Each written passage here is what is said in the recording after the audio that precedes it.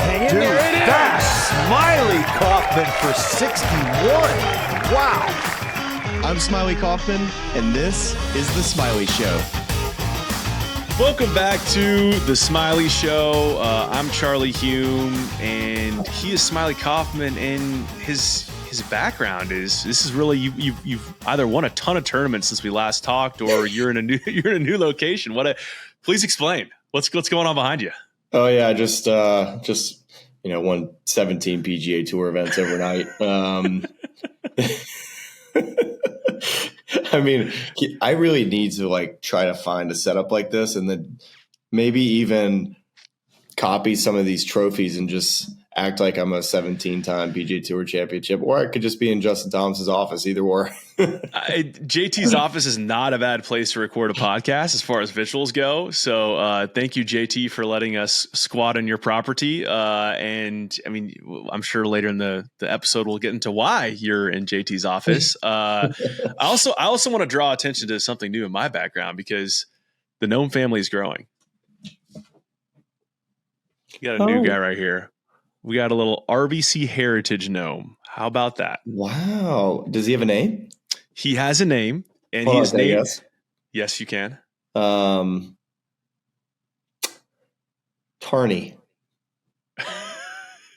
Tarney with a T. Mm-hmm. I didn't even know that was a name. So that is not like a tartan jacket. Isn't that what the? I think it's Tartan, Tartan. So Tardy could be a name. Tarty, excuse me. Tardy could be his nickname. So it's not a tartan jacket. It's a. God, how was that a word? I just read that word on Twitter the other day. I was like, oh, that's what that thing's called. Oh, okay. Yeah, it's a look. That's a look. That's for sure. His name is. I'm naming him after the person who took the time to go and buy this out of the shop and then went and shipped this to me. Carlos Rojas of PGA Tour Radio. So this is Carlos the Gnome. He joins Larry the Masters Gnome and our growing gnome family. Can I make one suggestion? If Carlos doesn't stick, please. Can we go with Ted? Ted the Gnome. Ted could be maybe his middle name's Carlos and his first name's Ted. We call him Teddy. I just think it's in honor of Ted Scott here with the gnome. In honor of Ted Scott, who very politely declined our invitation to join the show and talk gnomes, in the most polite possible way, but also promised us that if he names his gnome, because he, of course, now we're really kind of going deep cut on the gnome stuff. He, of course, got a Masters gnome, was pictured buying a Masters gnome, reached out to him for comment to see if he wanted to join for 5 or 10 minutes. He said, listen, I'm just herd mentality on this like everybody else. I'm just trying to get my hands on a gnome. Don't know why. But if he names his gnome, he's promised to update us so we can report on the show. I've suggested Looper. So I like Looper for his gnome, and I like Teddy for our gnome. Theodore Carlos, the gnome. So there we have it. The gnome family continues to grow. Thank you to Carlos. Thank you also. We had some fans of the show. Connor Chandler reached out, said, hey, would love to try to track down a gnome for you. And then he got there on Saturday and all the gnomes were gone at the RBC Heritage. Wow. There's a rampant gnome reseller problem that's happening. That's probably a topic for another day. We gotta get to the bottom of it. We got to get to the bottom of that. I'll tell you what. On another day, because we've used upwards of 4 minutes now not talking about the topic du jour, which is Scotty Scheffler, man. I mean, here's the thing I had to laugh about in approaching this episode is we last year recorded numerous podcasts where we're like, what else is there to say about Scotty Scheffler? He plays the same round of golf every single time, and then the results are the same, and he does it again and again. Like, what do we say now? Like he's won 5 of his last 4 starts, and he narrowly missed a 5th win with a 5-foot birdie putt that would have sent the Houston Open to a playoff. So congrats to Steven Yeager. You're the only man on earth who can beat Scotty Scheffler. I mean, what do we say about Scotty Scheffler that hasn't already been said?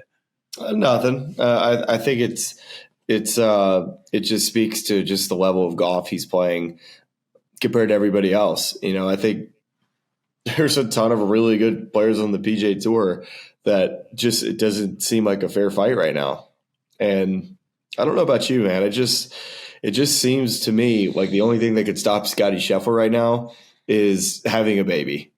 And like that, we've already discussed all this before, but I mean, what an incredible run that he's been on. It's been so fun to watch, and just the venues that he's won at, right? You know, I think we were you were sounding kind of an alarm on the West Coast talking about his putting, and just you had hit the eject button. And even after Phoenix, in which he played really well and missed a couple of those 3-footers down the stretch, but I also was telling you that it was more mental mistakes, it felt like, on that day than anything. And doesn't win in Phoenix, you're like, oh my gosh, Scotty's never gonna he's gonna be the best player of all time to not win golf tournaments. And then he said, hold the phone, I'm gonna go tear the world apart. And that's what he's done. He's won on just such different venues, right? I mean, when you think about where he's won, where did this even start? Where was the first one? Bay Hill? API, yeah. So yeah. Bay Hill, you got to drive it so good, and you obviously got to be able to hit it high with really firm greens. So that's, to me, is a pretty good recipe for Scotty Scheffler. He's played well in the past there. But the players is like, you just got to get up there and play golf, and it doesn't favor anybody. You just have to be able to hit the shots, and Scotty can hit the shots, obviously.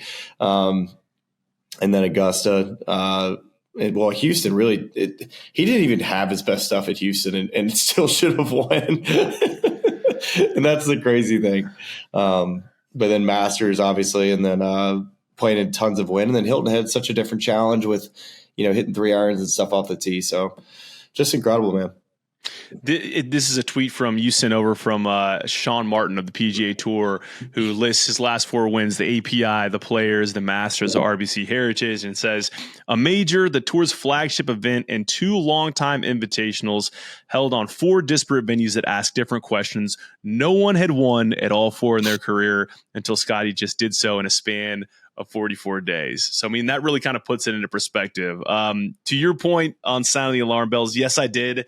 Hand up, I sounded some alarm bells, but I think it's well within my rights here to say, as a putter tinkerer, nothing made me happier than seeing him make a midseason putter change, go into that spider, and the rest is history. I mean, obviously we pointed to Rory saying, hey, maybe he should go to the spider, and probably wishing he never uttered that on the broadcast of the Genesis, because I mean, since then I was sitting next to my wife, my father-in-law yesterday, and casual golf fans hear me talk about it, but what changed? Like, what's different? And it's like, well, actually last year Scotty probably was hitting it even better. I mean, he was hitting it at a level that we haven't seen since prime Tiger Woods. And this year he's still hitting it great. But what's changed is he just made a putter change, about a month and a half ago, and now he's putting, great to above average to great week in, week out, and that's enough to win golf tournaments. And I think pretty consistently we said that if you could just figure that piece out, he should win by multiple shots, and just positive, right? Just positive. Just positive.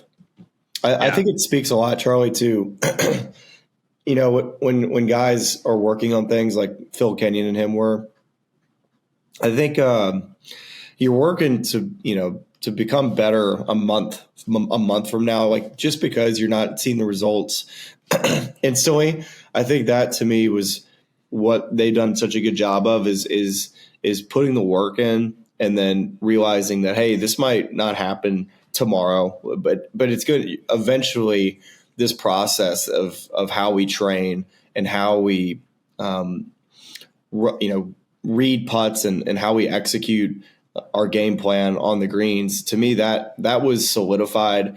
And probably the Hero World Challenge was the first time you're like, okay, this looks like somebody that can be a dominant player in the game. And then we get to the West Coast, and I think it had everything to do with the Poana greens, because I don't think he putts those greens quite as well. So, just kind of stuck with this process, kind of got in the MX, which is a shootout. But then the other events, once he got to the Florida coast, I was like, just wait, Charlie, it's coming. And makes the putter change, and then it was game over. Yeah, I mean, I 2 of those are Bermuda, right? API and Players are Bermuda. Masters, of course, is Bent. I'm actually not sure what Harbor Town is, whether that's a Bermuda, or I know that Key was Paspalum. So I'm not sure what. It's not Paspalum. It's Bermuda. It's Bermuda. But yeah, I'm not sure if there was any overseed to it, like an overseeded Poe. Right. Poa trivialis, I think, is what you typically see. But they looked really brown to me watching on did. TV. So, and part of my brain remembers that the Bermuda, but I don't know. Yeah. Regardless, it's nothing like a pass palm though, like you're talking about. I say there are like two moments that, I mean, again, we're trying to find new things to say about Scotty. And so for me, it's more about watching these tournaments and trying to find like these moments you can isolate that illustrate how great he is. And I thought yesterday, so on Sunday night, is the last hole he's playing, the 15th hole. Hits his drive middle of the fairway, and then the biggest announcer jinx of all time. They throw up a graphic.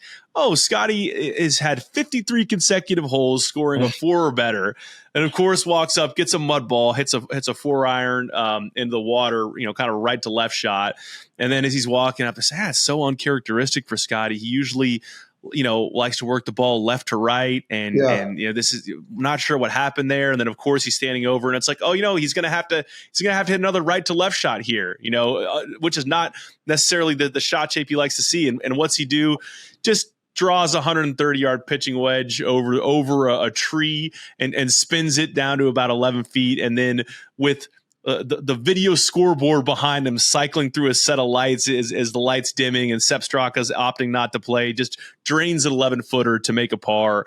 I mean, I just, at this point, it's amazing. It's like, I think that's the thing that's most impressive is, even his ball striking is amazing, but it's like, even when he doesn't have those things, he's always finding a way to shoot a score week in, week out. And that's, that hole just encapsulated it for me. It's like, he's not going to lose shots to the field where, earlier in that round on Sunday, there was a sort of a sliding doors moment where Wyndham Clark had got off to this super hot start. I think he's opened eagle birdie and shot 29 on the front. And there was kind of a moment on TV where they're showing multiple different players in the hunt, and Scotty's making a birdie on 5 green right after Wyndham's sort of botching a punch out on 12. And Patrick Rogers is over here in the hunt, and he botches a flop shot on 7. And so I think I'm just curious your thoughts on just the mechanics of chasing a player that's playing at this level. Like if you're in that sort of hunting pack, the unforced errors that it causes and the way that changes the way you think about a round, like, what kind of goes into that when you're looking at a guy like Scotty and you're like, I don't know what I'm supposed to do here. It's got to feel like you're playing against perfection. And if you make a mistake, that it's over. And I think that's how a lot of probably people felt when they were playing against Tiger Woods. And that's just where we're at in this run with Scotty. He'll eventually come back down a little bit. You can't sustain this level of golf forever. But as we are right now, you better bring your A++ game to take down Scotty.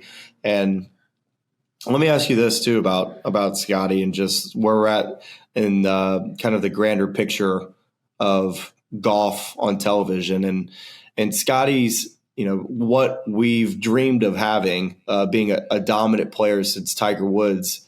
And it seems like there's still question marks whether it's a biggest needle mover. Like, is Scotty a needle mover at all for you? Like, do you think that the game, can you compare him to any other athlete in any other sport that he reminds you of? It's like he's really good, but like also nobody's really turning on the TV quite as much as, for instance, like a Jordan Spieth, who's like electric when he wins.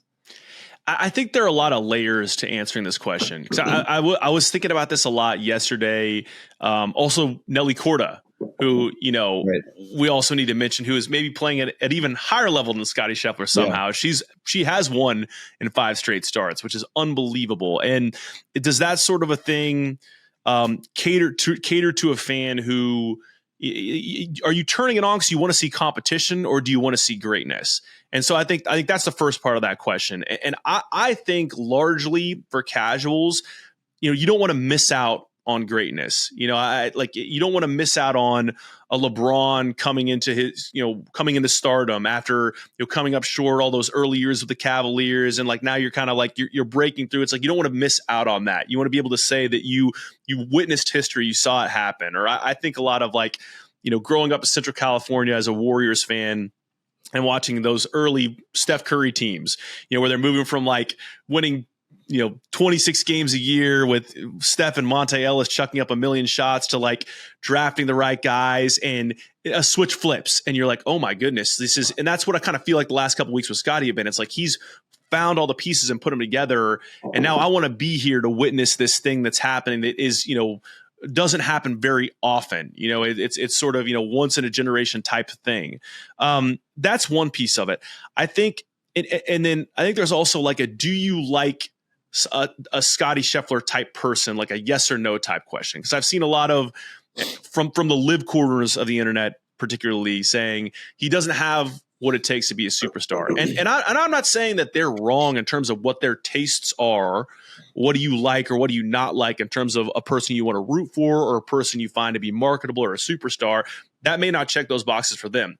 I know for me and maybe for us on this pod, I love seeing a really good human being, a nice guy who treats everybody well, and a guy who's on the verge of becoming a father, like win every single week. Like that's right in my demo. So, I mean, for me particularly, it's like, yeah, like, of course I'm going to root for Scotty Scheffler.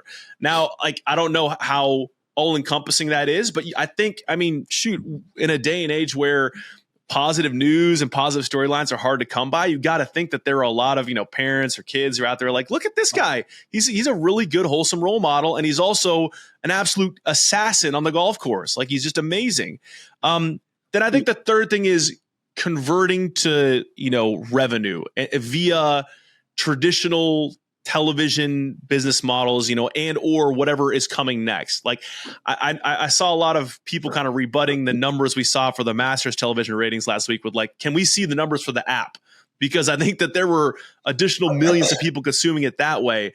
So like, I don't, that's why I say it's layered. It's which one of those things do you approach first? Like, I think it's fair to say across the board that interest in golf is kind of declined a little bit for a lot of different reasons. But I do wonder there if the full picture is being painted. And I think ultimately a run like this should bring more people to the game because they don't want to miss out on watching greatness than pushing people away because they're bored by it or they don't connect or relate to Scotty Scheffler. Yeah, no, I think those are all great points. And where it leads me, and I think when you have a dominant player like this, and I'll look at different sports, I think of tennis, and I think of Roger Federer, when I think of Rafael Nadal, or even just in our sport with Tiger Woods, and just how those players have been marketed across the world and the types of brands that they're associated with. Right now, to me, Scotty is just what he's really good at is playing golf and winning golf tournaments and being great. But also, I think the visibility side from Scotty is on a very low level for the number one player in the world. Like, you don't see him on the TV all the time in commercials and doing all these shoots. Like, he's just fine being the number one player in the world and not being famous. And I think there's guys like, you just think of the brand of Roger Federer and all the things that he would do off the golf course to enhance his image and his brand. I don't know if it's Scotty, because like right now all I see him on is the fitness chant or the fitness exercise thing, the live golf forever. Golf forever. Like he should be in the Rolex, all these like commercials that you watch and you're just thinking, man, I can't wait to watch him on Sunday and try to win again. Like that to me is what Scotty doesn't necessarily bring to the table from a marketing standpoint. And maybe he doesn't want to do it. That's fine. But I'm also at the same point, like Nike should be running some like big time ads on this guy. That's just the thing that's missing to me. It's just what we have consumed as a fan from the other great athletes across different sports. And I just don't think we've seen that yet with Scotty besides a workout thing. And it doesn't necessarily make anybody excited to go turn on the TV and watch him, even though we know how good he is. Yeah, it's almost like what you're drilling down on there is it's a personality based thing, and people can really only be who they are. And I think the most, two of the most interesting pieces of personality based content that I've seen via Scotty Scheffler in the last couple of years have been, one is I think Claire Rogers was sharing resharing this photo on the internet again yesterday because it was so hilarious. It's like that still frame from the Christmas TaylorMade shoot with Scotty Scheffler next to Nelly Korda. And it's like, this is one of the only pictures we have of the two greatest players in the world right now together. They're wearing elf costumes. And the other was that conversation he had with Tiger, also a TaylorMade video about taking divots. And it's like, those are the two, like, the pieces, the lens we're getting into his personality. Like, those are some of the only times we've gotten it. It also, the Golf Forever workout deal as well. But I agree with you. It's just like, what parts of his personality are you tapping into to make him a human being, to make him relatable to people, or to make him seem bulletproof to people, however you're going to market him, so that there's like more interest than this guy just hits it where he's looking every single time and that's it. And you know what, where that my head goes on that too is like, your buddy Ricky has done a great job of that, especially now as he's as a father as well, and he's got family considerations, yet at the same time, he does these things that help you kind of get this feel for like, Ricky's got a good sense of humor about him, and he's got a cool factor about him. I think I'd be interested to know who on Scotty's team, is working on developing those things or trying to tap into those things and what they are, or if it's a conversation they keep bringing up and he's like, dude, I don't want to do this. $16 million in 44 days. He doesn't need to do anything. But I'm just telling you from just the way I look at it in the lens of comparing him to Tiger Woods and how he was marketed and branded, it's not even close. And I'm not trying to compare the two, but statistically, you can compare what Tiger, at his best statistically, and what Scotty's done over the last however many weeks. You can look at the numbers, but like, yeah, like that ball striking is comparable. And I just think about too, like that commercial with Tiger when he walks across the water and hits the shot. Yes. Like that to me is like something that Scotty, I think, would be hilarious. And I don't know. I just maybe I'm a little off on that, but I think there is some a little to that too. When we talk about just where we're at with some of our best players on the PGA Tour that just don't care about being famous. They're like, well, we're making a ton of money. We don't have to do this. I'll be curious to see if he gets pushed in that direction. Like would he ever get asked to host Saturday Night Live? Could you bring his sense of humor out there?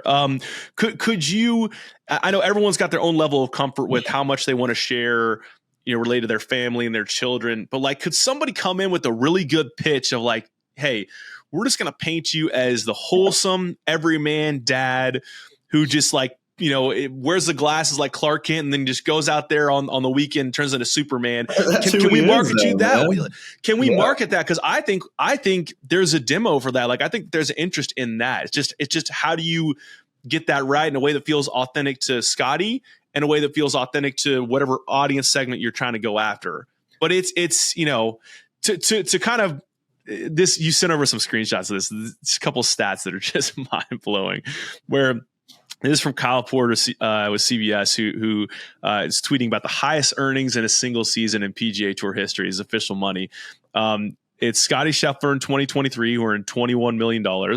It's John Rahm in 2023, who earned $16.5 million.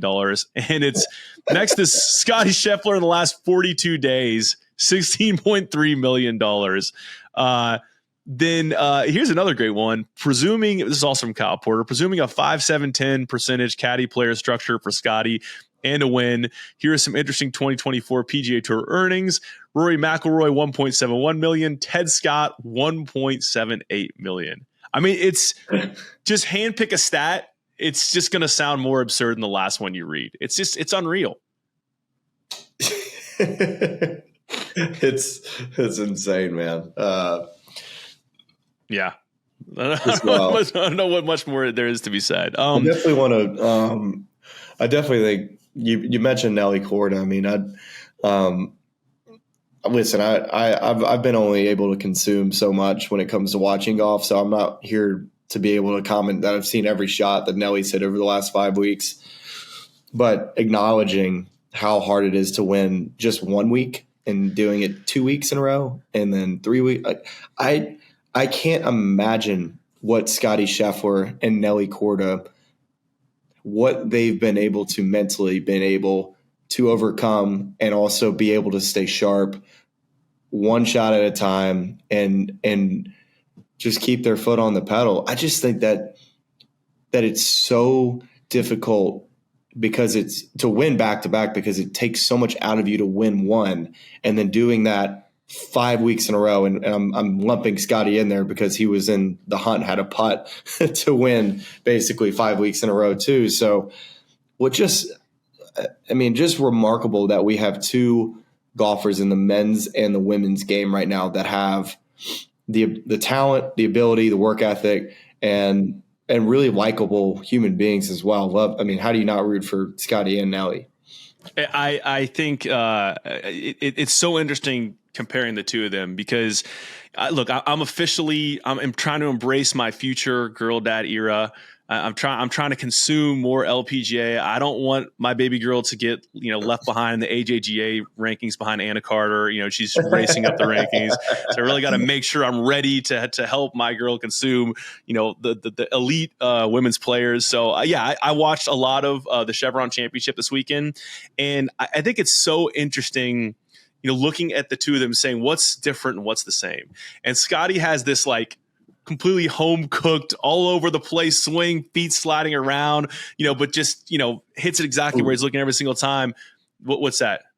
Just about the feet thing. I'm just letting you know I've played 2 times in a row now, and I've been doing the feet thing. Okay. Let's go in that direction. So tell me what it means to you what does doing the feet thing mean to you, Smylie? It's how you push into the ground. So it's what it's helping me do. And maybe this is just a Band-Aid for right now. And but I need video. I gotta have video. And I feel like I'm sliding my foot this way, okay, and then pushing my left foot to you. So okay. Yeah. Okay. So it's the way I'm pushing into the ground. And I think one of the big things that with my golf swing that would cause me to get stuck, I would put too much pressure into my right toe in the downswing. Okay, back foot. So all right, yep. What it's helping me do is it's helping me not stall out, because if I put too much pressure on my right foot in the downswing, it causes my left shoulder to get too much side bend too early in my swing, to where then I just get stuck, and then I just drag the handle and then hit a hi-ya. So the classic Smylie hi-ya. Yeah, drove it really well 3 or 4 days ago. Hit just about every fairway, but then didn't hit quite as good a couple days ago, but all good. We're gonna still roll with the Scotty foot thing. I need maybe I'll give this a shot next, because although we played a tournament, our season opener tournament this weekend at Hope Valley, and had a blast. By the way, we were in the hunt, but I could not buy a putt to save my life. I think I made 17 total inches of putts on the day. Hit it as good as I could possibly hit it. Just could not miss a fairway. Driver is, A+ right now, but could not putt. A little loose with the wedge game. So maybe I'm working on different things, but I do like the idea of that kind of that weight transfer of not getting stuck. I need to see video. I'm dying to see you doing the Scotty shuffle. To return to the Nelly and Scotty comparison. That was on my brain. No, that's good. I'm glad, because I know I'm not the only person that was trying that on the range. It's what is he doing? What's he doing? It's how he pushes and uses the ground, and it's actually what it is. It's how teachers talk about don't hump the golf ball, so don't move your pelvis into it. I've been a golf ball humper. Scotty is an anti-humper. The anti-hump. The move that he does with his feet is the anti-hump. So wow, how you're trying to get your pelvis to not move towards the ball. Right. His is what he does with his feet and the way he moves his hips. It helps him not to. He thinks it helps him to not hit the ball left, but what he's really doing, it's brilliant. To be honest, it's a little crazy at times, and sometimes it's a little bit too much, but it really is it's so unique, but it's such a cool way to use the ground. And he does it so great. I think nobody teaches anything like it, but they teach it, but it's a much more functional. His is like a total over the end of the cliff way to do it, but I think it's the right way to use your feet. Yeah, well, first of all, we got Zurich Classic this week, a little bit of a lighter week. I'm smelling a little swing notes segment coming up on the next a little side by side of you and Scotty, because this is really interesting stuff. And I think it's like a report after in a couple of days where I'm at. That's right. I'm very much looking forward to that report. So to return finally to the Scotty Nelly comparisons, I think that we've covered Scotty's sort of home cooked swing, and Nelly has the swing that there's not a single tiny bit of wasted motion in that swing. It's just so clean, so perfect, so repeatable. Really, it's like swing goals for anyone who's trying to figure out how to learn how to swing a golf club, how to perfect their action. It's amazing. You can watch it a million times on repeat, but very different swings. The thing that I heard from both of them this week that I thought was really interesting is just talking about mindset stuff and how much of that is similar. And just, Nelly talking about simplifying the process of thinking about the way she plays the game. And that sometimes, this was her winner's interview after the Chevron, just saying, I think sometimes we make golf a little bit too complicated. And it's really just sort of a simple game, a simple set of checklists, and just kind of going out there. And I think for Scotty too, he mentioned I think this was the interview with Amanda Balionis this morning, where he's just talking about, hey, it's my mindset's been really, really good the last month or so. And of course that could be a product of all of a sudden I'm putting it good and that feels better and it's easier to be positive. But nonetheless, I think just the two of them just being in a really, really good mental place. Having the talent to be the best players in the world, but just when golf is a mental game, and when you get in a good place mentally, the results are going to bear themselves out, and that's what we're seeing with both of them.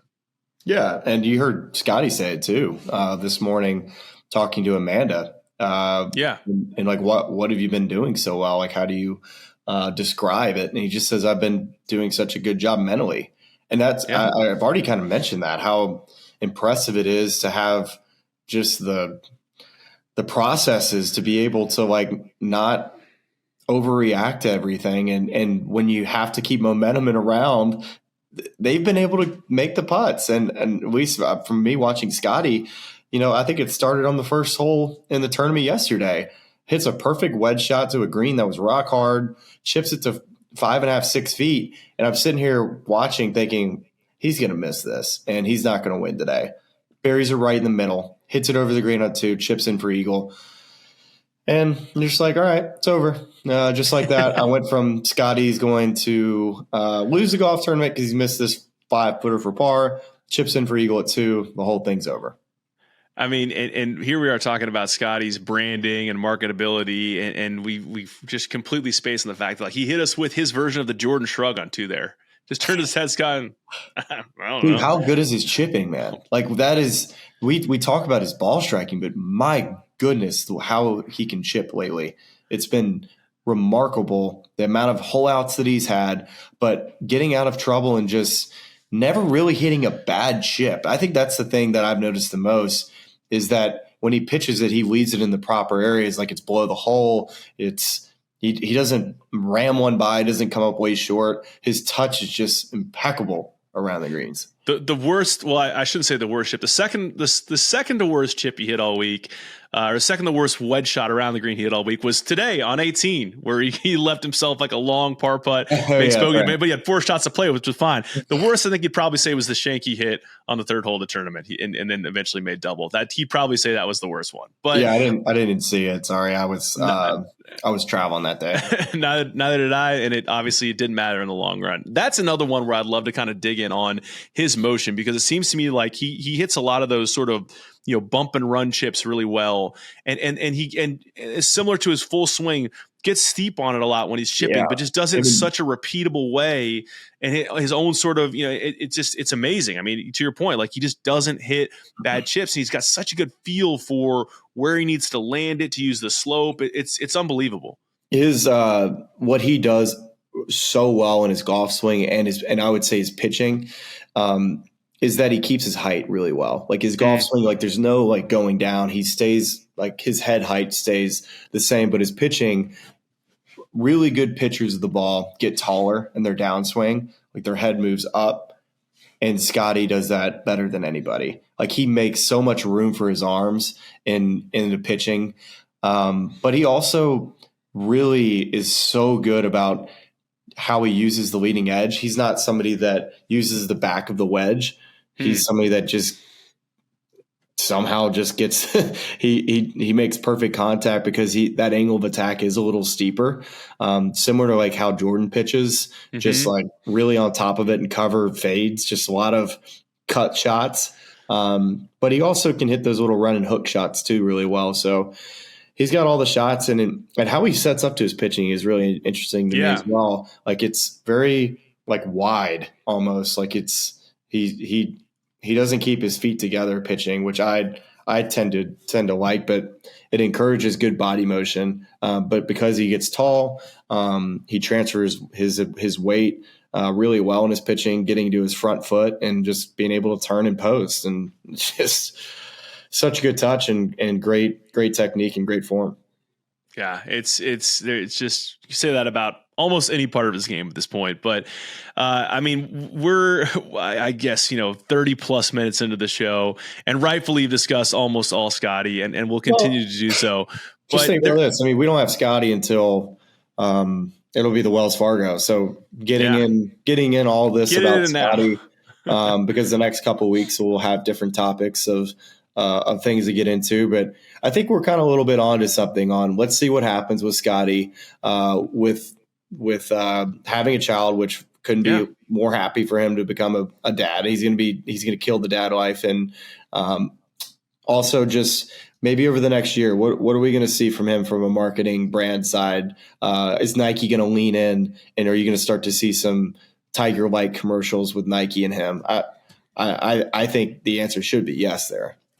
The last tweet that I'm going to reference that you sent over from at it is Mark Harris on Twitter, it's a Kyle Porter repost, was, "Don't worry, Scotty Scheffler is going to be humbled soon. The dad bed in the delivery room doesn't care if you have 2 green jackets or have earned over $50 million in 4 months. It takes no prisoners." I had PTSD just looking at that. I mean, the good people at Duke University Hospital did a great job in delivering my first child, but good Lord, they put me in the smallest and most uncomfortable room with a terrible chair. And I'm just going to sign up and do it all over again in October. So, well, here's just think about your wife carried your child for 9 months. Yeah. And we have 3 days of what seems like our own mini hell and on a lounge chair. Can you compare and say like equal things here in this? Debatable. I was going to say, I like where you're going with it. And I could get on board. I might be like a quieter voice in the background, ready to kind of back out of the room at any moment in time, but I'll go in the room with you. Yeah, I think I mean, this is a real tangent, but I'd like, you know how it goes where, the baby's getting up a ton in the middle of the night, so you're not really sleeping. And so there were a couple nights where I think I found this random like golf video game. It basically looked like the old Pokemon Game Boy games graphics for a golf game. And I'm like laying down, like, what am I doing here? Like I could be getting like 17 minutes of sleep, and instead I'm playing like a knockoff version of the Masters on a golf video game on my phone, just waiting for my son to start crying. Yeah, sicko. That's you, man. You're sicko. Don't you want me into that? I very much looking forward to doing it again, and looking forward to seeing how that changes Scotty and Meredith's life. It's gonna be amazing. Happy for him, and maybe it'll make for more interesting conclusion to the rest of the season. 3 names really, we can talk about, of course, others in the field that pique your interest, but there are 3 for me that I felt like were guys we've been keeping an eye on. We've been talking about this week, but also kind of playing it forward to other majors. Your hand's up. I'm going to call on you now. What would you like to say? Before you change topics, okay. I just assumed that he would be playing Wells Fargo. Yeah. I mean, I don't know. Do you think we'll even see him so? there? Well, I think this might have been Jim Nance or Trevor Immelman who said it on the broadcast today. Like, we probably see him at Wells Fargo because I think that's the last start for PGA. But I'm with you. Like, I don't, because the schedule until then, I'll quickly try to pull this up. I would not be surprised. If he just went straight to the major. if Why we just not? see him at the PGA. Why not? I mean, I don't. He just got nothing that he needs to do at Wells Fargo. I mean, he's got a 2,000 point lead in the FedEx. Well, it's. I mean, the thing about that is, it's like, hey, well, maybe you need to tune up for a major. Like, buddy, he just won the Masters, went home to take fireball shots at a dive bar in Dallas, showed up with no prep, and won a signature event. Like, I think he's good on prep. I don't think he needs any more prep. Before we change topics, I just wanted to say that I wouldn't be surprised after they have their child where he's just like, I can't do Wells Fargo. And just says, I'll see you at the PGA. It's going to kill him to miss the CJ Cup Byron Nelson at TPC Craig Ranch. Another storied vendor you could add to the list of, Bay Hill, Sawgrass, Augusta, Harbortown, TPC Craig Ranch. It's a real shame. I think that's fair. And I mean, look, if anyone can do it, it's him. I think he could just roll up and maybe just hit some balls and see how that would be amazing. That'll actually be really interesting to see how that changes his odds. If odds makers think that if that kind of lowers him a little bit, I mean, because then you could get a really good value play on Scotty that week. You're not getting any value on Scotty right now. I don't care if he has 7 babies in the next 3 weeks. he has, and this is not meant to be a drive-by at Sam Burns. It's just a testament to how good Scotty's been. There's another screenshot he sent over, is that his odds to complete the Grand Slam this year are the same as Sam Burns to win the PGA. It's just, and Sam Burns is an amazing top 20 in the world player. That's just how good he's been. So we could do Scotty stats all show long. We'll probably keep doing even while he's not playing as well. That's all I got, by the way. So no more hand raises. That's the one thing we've it was nice to be able to do this, you and I, in person, to where we're able to kind of like cut in, and like with this, it's so much more difficult. I feel like I need to like raise my hand to like cut in. Yeah, I will say I'm missing the in-person vibe. That was a fun week in Augusta, being able to do more of that. I think it's a fun show. And hey, look, the goal is to do more of that in the future around. Yeah, no, for sure. So absolutely. So 3 guys I just want to kind of hit you up on to get, like just a kind of a temp check on where we are with each of them. Wyndham Clark, Colin Morikawa, and Ludwig Oberg. So I just want to start with Wyndham. He finished T3. As we kind of mentioned earlier in the show, starts his 4th round, birdie, eagle, birdie, shoots 29 on the front, then has that unfortunate kind of mishap punch out on 12, doubles 12, bogeys 13 and 15. At that point, he's effectively out of the running. He got better. I mean, he shot 72, 66, 68, 68. So, improved going into the weekend, had a great round on Friday. He's been the guy, it feels like. I mean, he and Ludwig in the Masters, but he's been really the guy this season who feels like he's the closest to Scotty. And kind of going forward in the next, series of events, Wells Fargo, he's the defending champ there. If Scotty's not in the field, he'd be the presumptive favorite, I should think. Where are we at on just what we saw with him, his ability to kind of heat up quickly, but, kind of going back to what we were talking about with Scotty originally of like, do you think some of those mistakes on the back are less to do with his game and more to do with, I got to do something and try to make up this ground to beat Scotty Scheffler? When you start that far back and you make a run, you weren't expecting to be in the hunt and have a chance to win. And then you start pushing a little bit because then, or just one bad swing out there too at Hilton Head can get you in trouble. But just, getting off to a start like that on Sunday and not knowing if Scotty was going to show up and shoot an even par or 1 over and have a chance, you kind of feel like you got to press a little bit. But I think I'm just going to more speak about just Wyndham and the type of dog that he is. Man, he just going back to Wells Fargo, like he said, winning last year. I mean, just looking at his results, just like what he's done in the big time events, he's the big game Brooks Koepka hunter that has tried to replace Brooks. I mean, any big event, he's there. Winning the U.S. Open, and I even go to like the Tour Championship, the 72-hole scoring. He was 3rd last year, so there's another big event. Pebble Beach, he won, so it's another signature event.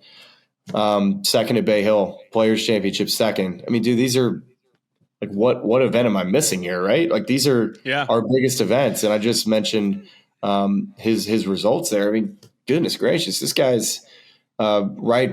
If Scotty wasn't having the season that he was having, we would be talking about just is Wyndham the next like great player, but he's just being overshadowed by somebody that's doing something that hasn't been done. It's the largest. Jim Nantz mentioned this on doing the FedEx Cup summary at the end because he has a 2,300 point lead. It's the biggest lead in the FedEx Cup era with 16 events left, breaking his own mark back in 2022. So it's just. We weren't going to do any Scotty stuff, but here I am. But I can't help it. But I'll kind of turn it to Wyndham and that he is second in the points list right now. And I think he's a player that has no problem challenging Scotty at one of these next majors and would not be surprised at all if he was able to pick off a major this year. This is a little bit jumping ahead in the show. We're going to come back to one and done, but in calculating, we had a little bit of a cool off week here for our one and done picks. But what do you mean a cool off week, man? Like I think we made the cut in a no cut event. I think the fish in the intercoastal over here could have picked a better week than us, man. Hey, but nonetheless, if you and I were both players in the FedEx Cup standings right now, it would be Scotty, me, Wyndham, you. So still having a pretty good season with 9 starts. I mean, I think, this is another, I know we keep trying to turn away from Scotty. I forget who posted this. I think it was on Twitter yesterday, where it was just a screenshot of the leaderboard without Scotty. And it was like, man, this would be such an exciting finish today. If this is, if Wyndham was leading, or if, this was kind of the mix right now. And it's true. It's like there is a lot of really good golf being played out there. It's just that it's kind of getting lost in Scotty's shadow. But I think Wyndham is a guy who, you love him at Valhalla.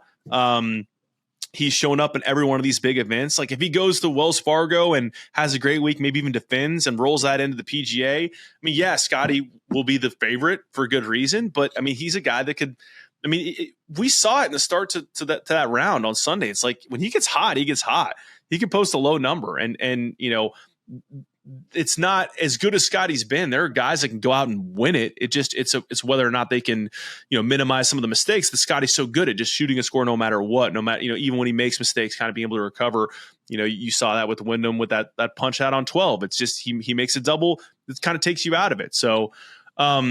So going from Wyndham to Colin, another guy who entering the week, you said, do you think Colin's going to have a good week this week? And we had a little bit of a discussion about that. He putted it pretty good this week, finished 13th in strokes gained putting, was negative on Sunday, but Thursday and Friday had really good days on the greens, and Saturday was another solid performance. Finishes solo 9th, 13 under, shoots 65, 66, 68, and then 72. This is a guy that I just feel like, even though the approach numbers weren't great this week, I think it's something Trevor Immelman said at the end of the show or into the broadcast today, where it looks like he's really close to putting it all together and kind of figuring it out.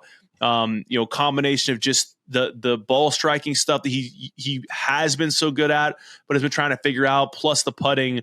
Where are you at on Colin Morikawa and like whether or not he could really kind of pop, the second half of the season?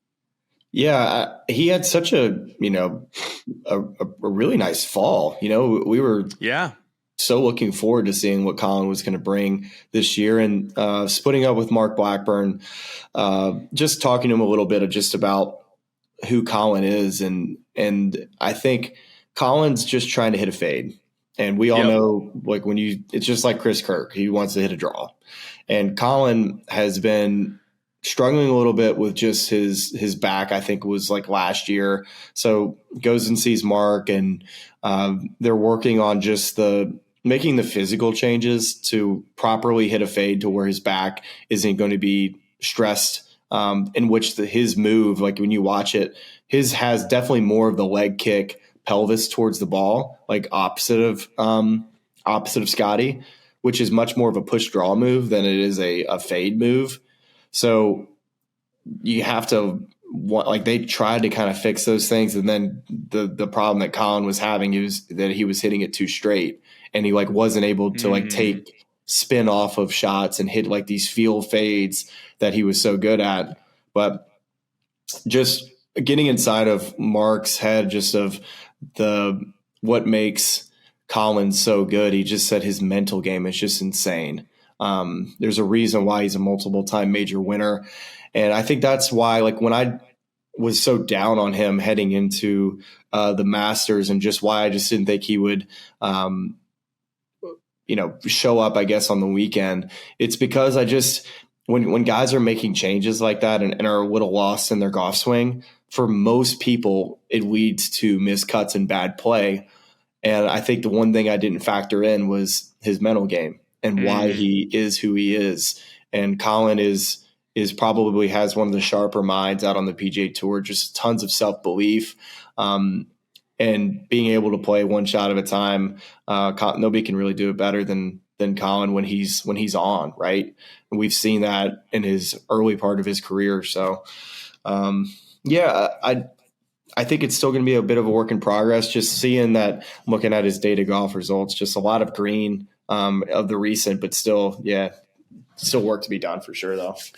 I think, and it's interesting because where my head goes when you say that is kind of back to where we started with Scotty, where some of these process changes could pay dividends, just not going to happen right away. And so, maybe kind of starting to see some of those signs while he's still making mistakes that are kind of taking him out of contention at tournaments, like we saw at Augusta, like we kind of saw a little bit this week, that, he's getting close, but it's just going to take a little bit of extra time for that to bed in. And when it does, you can really kind of see those things click and start and kind of get some results in those tournaments. So one to definitely keep tabs on. And then last one I wanted to hit on was Ludwig. I mean, good God, I can't imagine a more brutal place to begin that Sunday restart with a bunch of rain on the course. The temperatures drop like crazy. It's cold. And it's like, hey, here you go. Teed up on 14. It's 192-yard force carry over water, par 3. Good luck to you. And he hit a 5-iron, 170 yards into the water, and then has to, of course, right, come back and doubles 18 to fall from what would have been T5 to T10. I think, still respectable, a top 10 finish coming off, the Masters, and a guy who I still love at the PGA. And he started, 66, 66, 68, 72. I mean, I just think he's entering that same sort of, the picture you're painting for Wyndham, where the guy just plays good every single time he shows up at a big event. I think that's kind of where we're getting with him. And the experience thing is going to come with time, but like nobody better to have on your bag than Joe Scovern to kind of help you accelerate that process. And this to me felt like another kind of box checked in that direction this week. And just kind of a reminder that Victor didn't play this week. Just a reminder. Like so crazy to me still. Maybe there's an injury in there somewhere that we don't know about. But just this, I mean, we have to just bring it up again. Like him not even being there this week is just crazy, right? But to Ludwig's point, I mean, I think people forget that he would have had a chance to win at Pebble if it weren't for the Saturday restart, and really maybe would have changed his strategy down the stretch on Saturday if he knew that, hey, the tournament's ending. And maybe he would have taken one more risk here or there to see if he would have been the guy to potentially win that tournament. But dominating at the RSM Classic, I was there for that. Top 10 at the Players, second at he's played really some really solid golf in some of our biggest events, similar to Wyndham. So I'm all aboard with you there. The Vic thing, to quickly go back to that one, I mean, there definitely could be an injury, but that one feels a lot like Rory last year. The miscut, the Masters, and then the withdraw, even though he didn't have any more WDs left for what was then the designated event deal, where he just kind of pulls out the next week. And I think Victor, just looking at his facial expression coming down the stretch when he missed the cut at the Masters, it's just like, get me out of here. I don't want to play golf for a long time. And then Rory, we next saw Rory at the Wells Fargo. And you got to assume we're not going to see Vic at Zurich this week. I don't think we'll see him at TPC Craig Ranch. Who knows? So then the next option is just one more event before the PGA Championship.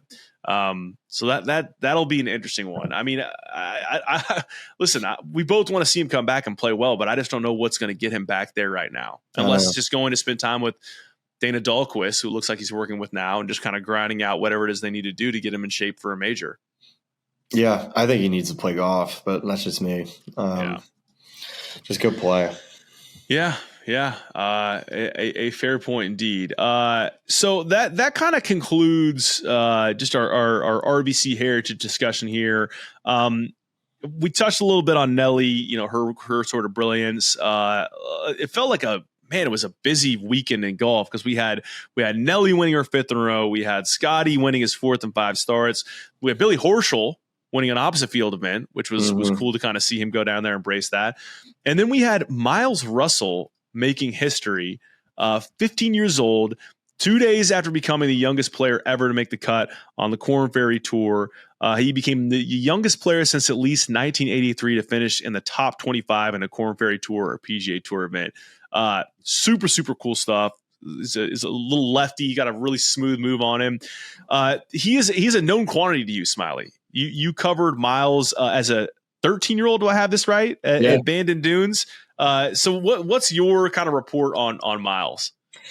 Well, I think one of my favorite things I've done in TV is being a part of the junior game and the amateur game. So being at a couple U.S. juniors, being at a couple U.S. amateurs, getting to meet like our future stars in the game at an earlier age, to me has been really fun to kind of build relationships with these players. And I was out at Bandon Dunes in my first Golf Channel week covering the U.S. junior out there. And I was just out there kind of out on the golf course on 16, just kind of getting a feel for the course. And I think it was around a 64. And I see this kid who's like, looks like he could be, he's 13 years old, but he looks like he'd have been 10 years old if you would have guessed just by his body type. And he's playing this mammoth junior who's 6'3", at least 2 bills. And Miles lost that match on 16 green, but I took a video of his swing and posted it to my Twitter and just was so impressed by first his action. I was like, man, what a good golf swing. And he was playing a kid from Northwestern, lost, watched him shake the dude's hand on 16. And then I watched him go to the 17th tee, and I didn't know what he's doing. And he just puts the tee in the ground, puts the ball on the tee, and then he goes and finishes out his round. And I've never seen a player do that after he loses. Most of the time you just walk in. And Miles went and he said, I'm going to go finish my round. You just remember things like that, right? Yeah. With especially a 13-year-old kid, it's just looking inside of obviously a really talented player, but just someone that wanted the opportunity to keep going and keep playing and keep competing it was so cool to see. And then I've kept an eye on him over the years, and he's like the Scotty Scheffler of junior golf. He doesn't really lose anything, and he wins by a lot. He's a player that I don't know if he'll go to college. Might do 4 years for all I know, but he's going to be everybody's going to want this kid on his team. Just we haven't had a prodigy type of junior golfer like this, in which has caught our eyes. And I think Akshay Bhatia was probably a player that was comparable. Maybe it's just because it's a lefty thing. I was going to say another sweet swinging skinny lefty. I'm a big fan of any junior golfer that's a lefty because I think they're always going to be the next Phil Mickelson and Akshay Bhatia, now Miles Russell. So and shout out to my boy Corey Whitsett, same thing. He was a stud junior golfer as a lefty. Unbelievable. Now he's a top 25 and playing Veritex next week in Dallas. So good for him. I guess I don't know if he's homeschooled or not, but he's going to be missing a lot of school right now. Just keeping it rolling. I love that story so much. And I think you can read into that story a lot of different ways. And, in none of those scenarios can you know what's going on inside Miles' head at that age when he's 13. But I think where I, go with that is like, kid just loves playing golf. And I think sometimes that gets lost in the shuffle of competition and, professional golf and how much money are we making for these, these new elevated events with bigger purses. And it's just a kid that's out there. It's like, hey, I'm playing Bandon Dunes and I know my match is over, but I would love to just kind of finish out this round. And I love that. I think it's awesome. And, excited to see how he does this week. And I think I have this right. I think he's part of that new, that new developmental team that was recently kind of launched by the USGA, where they have like a national team now, and he's part of that team, one of the younger members of that team. So he's going to get good instruction, good support, and sky can be the limit for Miles Russell. So super cool to see that. This is the part of the show where we would normally get really nervous and make our one and done picks, but now the pressure is off us now. We tied this week. We both earned 12.25 points for your pick of Tommy Fleetwood, for my pick of Cam Davis. I believe that was a T43, I want to say. Whatever it was, it wasn't great. But I don't think any of our players would have, like, I like some of the players that I wouldn't have ever picked any of the guys. Well, we actually didn't. I mean, I think our backup picks did better than our actual picks. You had I had Brian Harmon, who finished T12 at 11 under. That's right. So that wasn't a terrible shout. And then let's see, where did Siwoo ended up 9 under T18. So I mean, again, we're just a few more FedEx Cup points, but not a ton more. Mm-hmm. Now this week is an interesting week because this is the strategy that I suggest to anybody who was in a one and done pool, of any size or any duration, is go find a guy you like, who you think is going to play really well this week, and then make sure he has an obscure partner who you wouldn't pick any other week, and then pick that guy. Because you can just ride that guy's coattails. It's a free shot. You don't have to burn. I did this a couple years ago with Cam Smith and Mark Leishman. I think when they came in second or one, I was like, yeah, just going to use Leash this week, and I wasn't going to use him the rest of the year. And now I have another Cam Smith usage later in the season. You don't want to burn 2 top guys this week. Exactly. So I'm with you. Burn a guy who's playing with a guy who you think is going to play well. Like, this would be a great week for, if you believe in Matt Fitzpatrick, use Alex this week. You're probably not going to use Alex again the rest of the season. Like, you can't take Cantlay and Xander. You just can't do it. You can't burn both. Yeah, I mean, I'm just kind of thumbing through the field here. Is it me or you first this week? It is you first, right? Because you had Scotty first at the Masters. So I know who I'm taking. Okay, well then fire away, sir. I will be taking. Oh God, that team just popped. Oh gosh, that was a late pop. Now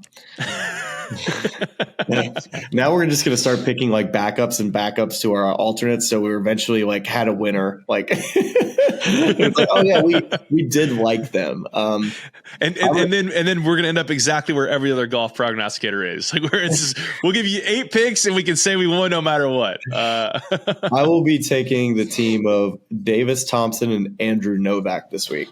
Well, you have to pick who it is that you want. You only put one name on the list. Oh, that's the whole point for the one and done. Both? You don't burn both. So that's why I say, because that's the way every one and done pool I'm in works. So you just pick the one player, and then you get points for both of them. So do you want Davis or do you want Andrew Novak? Davis. There you go. Davis Thompson. I will enter that right now. And why do you like these guys here this week? Why do they pop for you? I like both because I think both have had good years so far. Davis, I think it's a really good course fit, really good mid-iron player, drives it far. Andrews also drives it far, good iron player. I just think tee to green, both of these guys, they have good weeks. As long as the putter is like somewhat warm, I think they'll be a top 10 type of team. I love it. I love it. I think it's a good. So I'm spinning through now. I think I know where I'm going. But yes, in the spirit of just like throwing a bunch of stuff at the dartboard to just see what kind of sticks so we can claim it. I love the Højgaard brothers are playing together. I love more brothers. Let's do more brothers. I love that. You could take Bo Hosler and that would be like you could have you don't have to use Wyndham Cart. Exactly. Okay, yeah. Gotcha. That's kind of how you game the game. I probably should have just done that, but whatever. I'll do so. I mean, it's still technically your turn. You can have me change it if you'd like me to, but give me Bo Hosler. You want Bo Hosler? All Sorry, right. I didn't really. Just so you know, when Davis Thompson and Andrew Novak win, that was my original pick. with apologies to both Davis and Andrew. Give me Bo Hosler. Okay. I think I just like that combo of those two guys. Well, then this is good because this is going to be themed because we're going to go right off of the discussion that we just had because I'm going to go with Kurt Kitayama. Oh, nice. Yeah. I like the way Colin is, putting it right now. You and I were out at Augusta Wednesday or Thursday. Saw Colin playing with Kurt together. and Minwoo, and I think it was Siwoo were all together. So, good vibes. Tuning it up a little bit. I'm going to go with Kurt. I like that pairing this week. So you have it. Those are our one and done picks, and it's amazing. We thought we were on a heater, but we weren't anywhere near as hot as Scotty Scheffler himself is on the actual golf course. All right, are we just suggestions for lineups? Are we going to do that or no? Yeah. So this is another one. I mean, let's just run through some names because this is another one where, again, you get if you go and play DFS right now, and you plug in Kurt Kitayama's name or Bo Hostler's name, I think there are a couple games where they're priced the same. I was about to say the team gets a unified price. Yeah, so that wouldn't make any sense. Yeah, that would not make any sense. Let me pull up a lineup here to see if there are any prices out because that kind of help us put together a lineup. Let's see what we got here. I mean, who are you? You obviously you like. Here we go. Let's see if we got. Let me see if I can't just open this up. Oh no, we don't have prices. Okay, that's really bad radio, really bad podcasting. Who else do you like though? I think Sepp's been playing really well. So like he's playing with Bryce Garnett. I think Sepp. He's just he was a guy that I picked in our players that I think that could win a major. I think he's been playing really well. Keith Mitchell's played well out here as well at this golf course, and he's playing with Joel Damon, who's found some form of late. So that team would be really fun team if they happen to win, especially considering they're in New Orleans. Yes. And Aaron Rise, Iron Game's really good. He's playing with David Lipsky. Who can run really hot or cold. So that team could be like a potential fireball pairing. They got off to a really hot start last year, if I recall. Like early on, they started really strong. I would try to find guys that have played with each other in this format. I think it's so awkward trying to figure out each other's game. So I would lean more into guys that are have played a bunch together. I really like the team of Austin Eckroat and Chris Gotterup a lot. Two really good friends. Play a bunch of golf together. Gotterup, this is a perfect golf course for him, and hasn't really done anything yet on the PGA Tour, but has like the length to be able to, for an Austin Eckroat for his iron game that's been so good this year. So that's a really interesting and intriguing pairing as well. Taylor Moore and Matt Neesmith. You were high on Taylor Moore last week. Mm-hmm. Matt Neesmith's a really good player as well. I mean, the one that I just want to take an honorary punt on, just because of the story that was told on this show that was like top 3 stories of all time golf related stories is Kisner and Scott Brown. Love getting that band back together. I mean, if you haven't heard it, go back and it's somewhere on our socials. The story about those guys refusing to chip all weekend long. It was playing the same group as Jason Duffner. I mean, I don't know. I mean, they're obviously Kid's not playing as well as he'd like to right now, but that story in and of itself, the fact they're back here together, I just love that so much. I just want to take a punt on those two for that reason. There you go. And that reason only. I mean, I think you hit some big ones. Most of the ones I like. I think I'm curious to see how the Cootie brothers play together this week. I know that neither of them has been kind of in great form. They got to pair. Like if they're not pairing the Cootie brothers and the Højgaard brothers, like there's something went terribly wrong. Yes, yes. And then I mean, it's got to be either the Cooties, the Højgaards, or the Fitzpatricks. Like we need to see those guys. Too. Just let them play 6 and. And let them play music and with no shoes too as well. It's New Orleans. Like, let's have some fun with it. Okay, I like it. That's some solid coverage there for anyone who's playing DFS Zurich Classic Week, it's a hardcore crowd, I'd say. Yeah, that's a good point. This is a very niche audience we're speaking to here, but we love to have you. These are the real degens showing up right now. Yes, I'll be right there with you. So that's a wrap for our RBC Heritage recap, our Zurich Classic preview. But we'd be remiss to not leave this with kind of where we started, which is you're heading on a golf trip right now. You're sitting in Justin Thomas's office. I heard some reports on various outlets this week that Keegan Bradley was out on this trip. He's back in on this trip. And since he's out, so we've had Keegan go, he was in, then I think he's been in and out like a couple different times, but now officially labeled as out.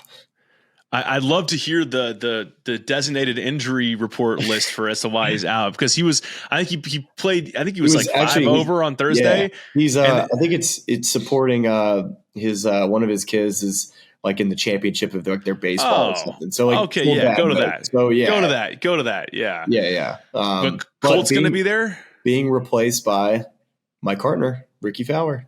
No way. Yeah, I'm so excited. This trip's going to be electric. Why don't we catch up on when I get back on Wednesday or Thursday, and we can maybe recap. Yes, I'd love to do that.